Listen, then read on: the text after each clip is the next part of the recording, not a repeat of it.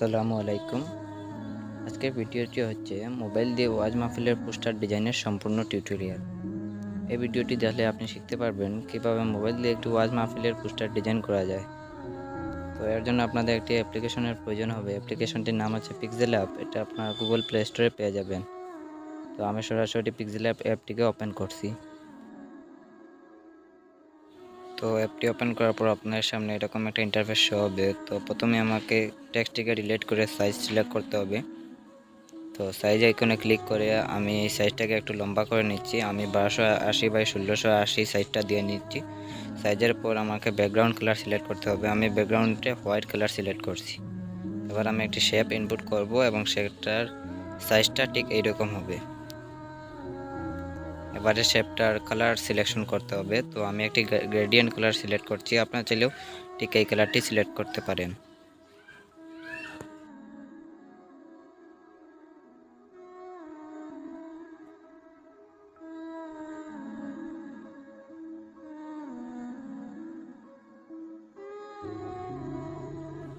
তো কালার সিলেকশনের পর এই লেয়ারটাকে আমি লক করে দেব এবং আরেকটি নতুন শেপ ইনপুট করব এবং এই শেপটি আগের তুলনায় অনেক ছোট হবে এবং এটার কালারটা আমি পরিবর্তন করে দেব।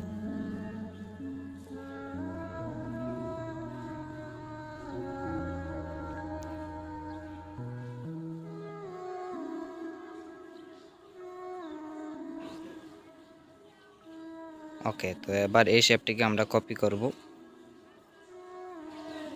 একটু রোটেট করে নেব যাতে দেখতে আরো আকর্ষণীয় লাগবে। এবার এই শেপটিকে কপি করব এবং এর কালারটা আমরা চেঞ্জ করে দেব।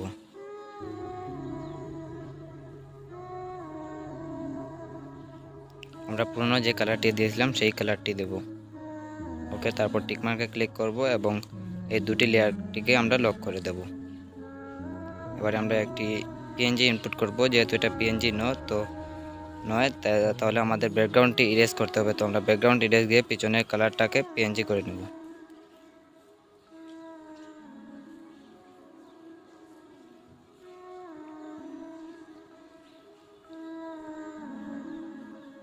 ওকে, তারপর এটাকে আমরা একটু ছোটো করব এবং ছোটো করে সেই আগের শেপটির উপর ডান পাশে রেখে দেব।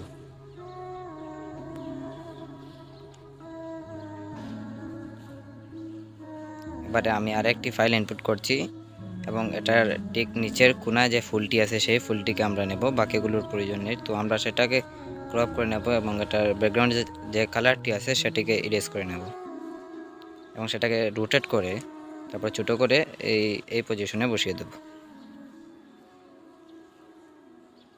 ওকে, তো এটাকে আবার আমরা কপি করব, কপি করে আবার সেই আগের পজিশনে নিয়ে আর একটু ছোটো করে ডান পাশে ঠিক উপরে কোণায় বসিয়ে দেব। তারপরে দুটো লেয়ারকে আমরা লক করে দেব।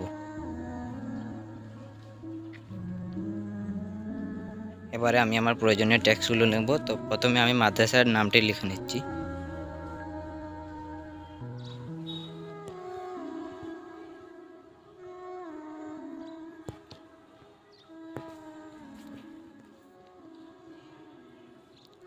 ওকে, মাদ্রাসার নামটি লেখার পর প্রথমেই আমাকে ফন্ট সিলেক্ট করতে হবে। তো আমি এখানে সুলাইমান লিপি ফন্টটি ব্যবহার করছি।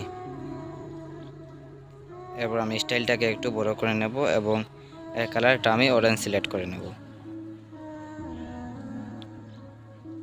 এবার এর পজিশন অনুযায়ী আমরা একে বসিয়ে দেব। এবার এই টেক্সটটিকে কপি করে আমরা দ্বিতীয় টেক্সটটি এখানে বসিয়ে দেব।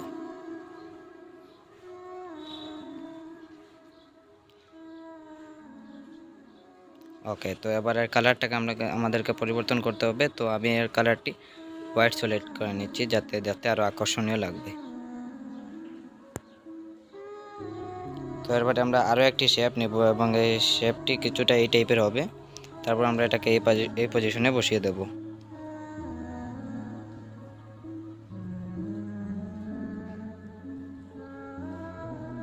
তারপর আগের যে ফ্লাওয়ারটি আছে সেটাকে আমরা কপি করব এবং সেটাকে একটু ছোটো করে ঠিক এই শেপটির উপর বসাতে হবে।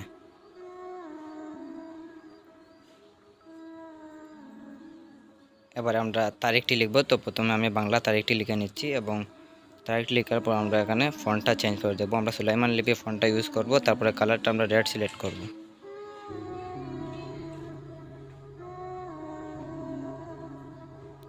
তো আমরা এটা পজিশন মতো বসিয়ে দেব।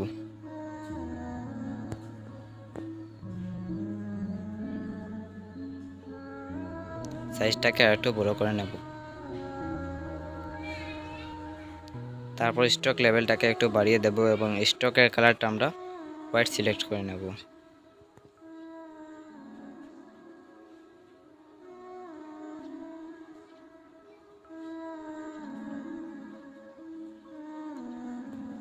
এবারে আমরা তারিখটি লিখে নেব।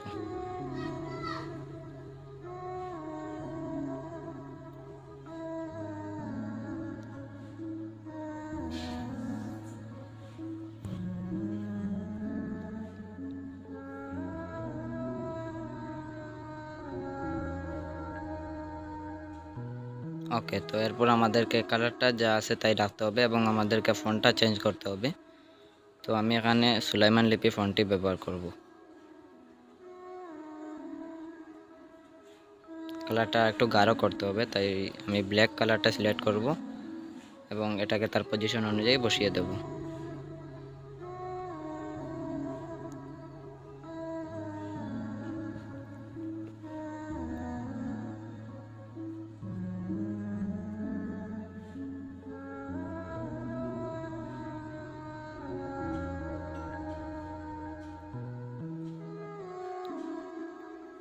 সেই আগের ফুলটিকে আমরা কপি করে সৌন্দর্যের জন্য এখানেও বসিয়ে দিতে পারি।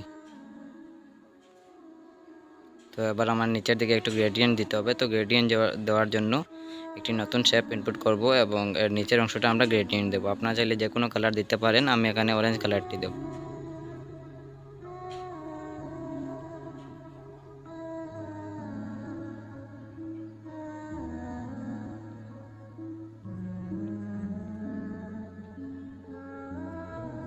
ওকে, তারপর এটা পজিশন মতো বসিয়ে দেওয়ার পর টিক মার্কে ক্লিক করে দেবো এবং এই লেয়ারগুলোকে আমরা লক করে দেব।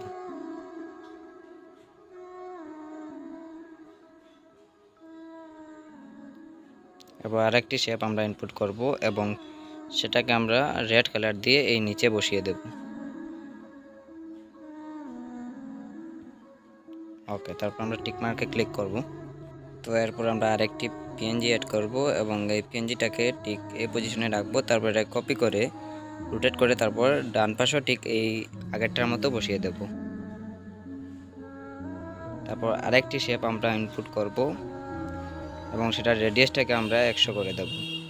তারপর একটি গ্রেডিয়েন্ট কালার সিলেক্ট করব। আমি রেড গ্রেডিয়েন্ট কালার সিলেক্ট করব।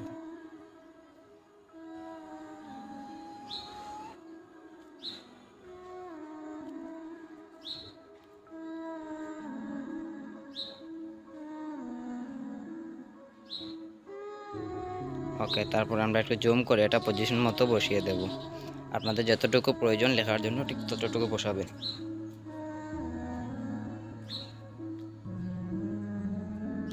তো এখানে আমি প্রথম টেক্সটটি লিখছি। প্রথম টেক্সটটি হবে প্রধান বক্তা, তো তার নিচে হবে বক্তার নাম। তো আমি প্রথমে প্রধান বক্তা টেক্সটটি লিখে নেব।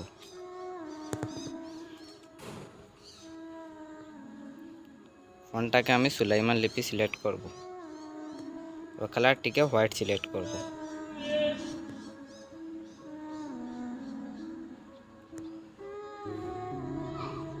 এবং এটাকে ঠিক মিডিলে এনে বসিয়ে দেব।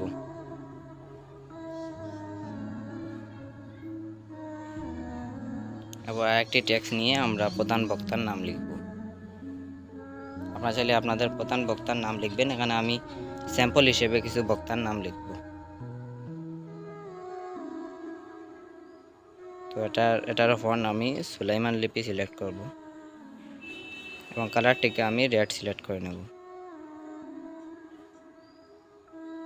এটা স্টাইলটাকে আরও একটু বড় করে নেব। এটা একটু বড় করে আমি ঠিক মিডিলে এটাকে বসিয়ে দেব।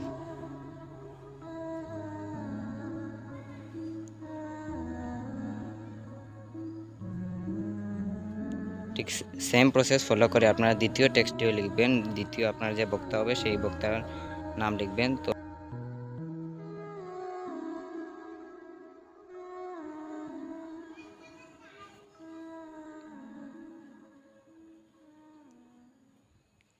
তো প্রথম টেক্সটটিকে কপি করে আপনারা দ্বিতীয় বক্তার নাম লিখতে পারেন।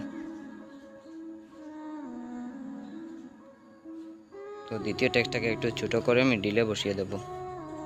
এর কালারটা আমি ব্লু সিলেক্ট করব।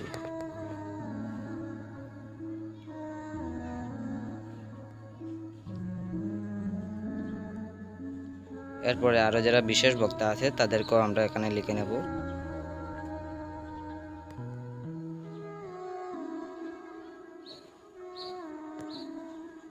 লেয়ারগুলোকে আমরা লক করে নেব যাতে এডিটিংটা আরো সহজভাবে হয়ে যায়।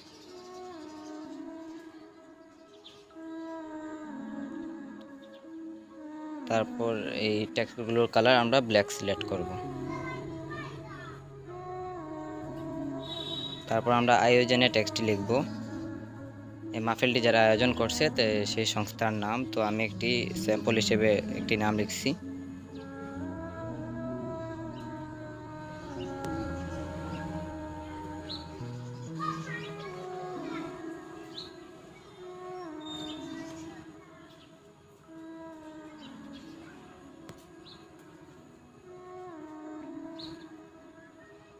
তো এটা কালার হোয়াইট সিলেক্ট করে ফন্ট আমি সুলাইমান লিপি সিলেক্ট করব।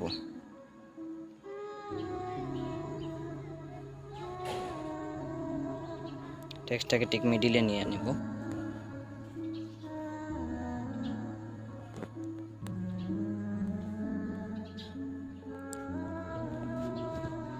ওকে, আমাদের ডিজাইন কমপ্লিট। এটা আমরা সেভ আইকনে ক্লিক করে সেভ করে দেব।